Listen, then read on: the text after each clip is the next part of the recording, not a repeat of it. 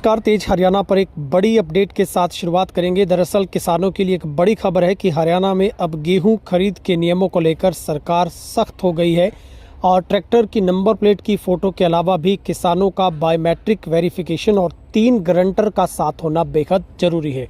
पूरी जानकारी मैं आपको बताऊंगा, लेकिन उससे पहले अगर आपने चैनल को सब्सक्राइब नहीं किया तो ज़रूर करिए। फेसबुक पर भी हमारे पेज को फॉलो ज़रूर करिएगा। हरियाणा की अनाज मंडियों में धान की खरीद सहित अन्य अनियमितताओं को देखते हुए सरकार ने रबी सीजन को लेकर बेहद अलर्ट मोड अख्तियार किया है। इस बार गेहूं खरीद नियमों को सरकार की ओर से सख्त किया गया। पिछले सीजन की तरह किसानों को अनाज मंडी में जाने से पहले मेरी फसल मेरा ब्यौरा पोर्टल पर अपना पंजीकरण करवाना जरूरी होगा। नए नियमों के मुताबिक केवल ट्रैक्टर या अन्य अनाज ढोने वाले वाहन जिनके आगे की तरफ रजिस्ट्रेशन नंबर अंकित होने पर ही मंडी में एंट्री मिलेगी। एंट्री पास जारी करने के लिए वाहन की नंबर प्लेट की तस्वीर गेट पर ली जाएगी। कृषि विभाग के अधिकारी ने बताया कि नीलामी प्रक्रिया से पहले किसानों को बायोमेट्रिक वेरिफिकेशन से गुजरना होगा।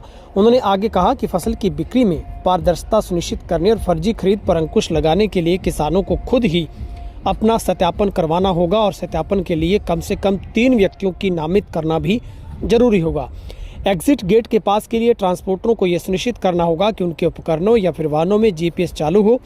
इसके अतिरिक्त पास जारी करते वक्त वाहनों के स्थान की पुष्टि के लिए जियो फेसिंग यानी कि आने जाने वाले वाहनों को ट्रैक करने के लिए एक आभासी सीमा बनाना, जो कि प्रस्ताव विचाराधीन है। अधिकारियों की माने तो नई प्रणाली को मजबूत और त्रुटि रहित बनाया गया है ताकि अनियमितताओं को रोका जा सके। आगे ये जानकारी है कि आज से ही राज्य भर के HSAMB की अधिकारियों और खरीद निरीक्षकों के लिए बायोमेट्रिक वेरिफिकेशन पर प्रशिक्षण सत्र आयोजित किए जाने की उम्मीद है। नई प्रणाली से खरीद में पारदर्शिता सुनिश्चित होगी। अनियमितताओं के लिए अधिकारियों को जवाबदेही ठहराया जा सकेगा। डिजिटल निगरानी से सभी खामियों को जल्द शीघ्रता से दूर किया जा सकेगा।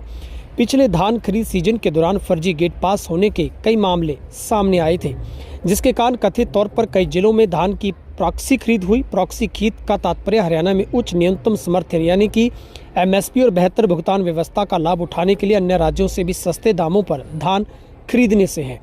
जांच से पता चला कि मिल मालिकों और बिचौलियों ने यूपी से धान आयात किया और इससे स्थानीय उत्पादन दिखाने के लिए फर्जी पास का इस्तेमाल किया। बस यहीं से सरकार इस गोलमाल को अब आगे ना इसको खेला जा सके, इसी को ख़त्म करने के लिए अब नए तरीके अपना रही है।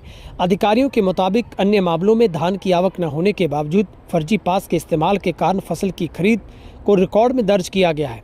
अकेले करनाल में इस तरह की फर्जी खरीद के लिए 6 FIR दर्ज की गई है, जिसके संबंध में 25 अधिकारियों, आड़तियों और मिल मालिकों को गिरफ्तार किया गया या उनसे पूछताछ की जा रही है।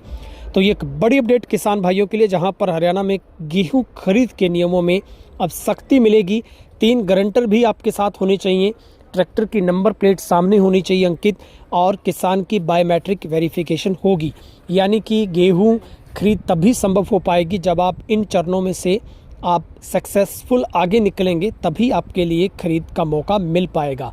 और इसके लिए आपका जो पंजीकरण रजिस्ट्रेशन है वो मेरी फसल मेरा ब्यौरा के ऊपर होना लाजमी है। इसके बाद ही आप अपनी गेहूं की फसल को बेच पाएंगे। सरकार का ये कहना है कि पारदर्शिता और किसानों को किसी तरीके की घटनाएं दिक्कत ना हो, इसीलिए इन नियमों को लागू करने पर विचार हो रहा है।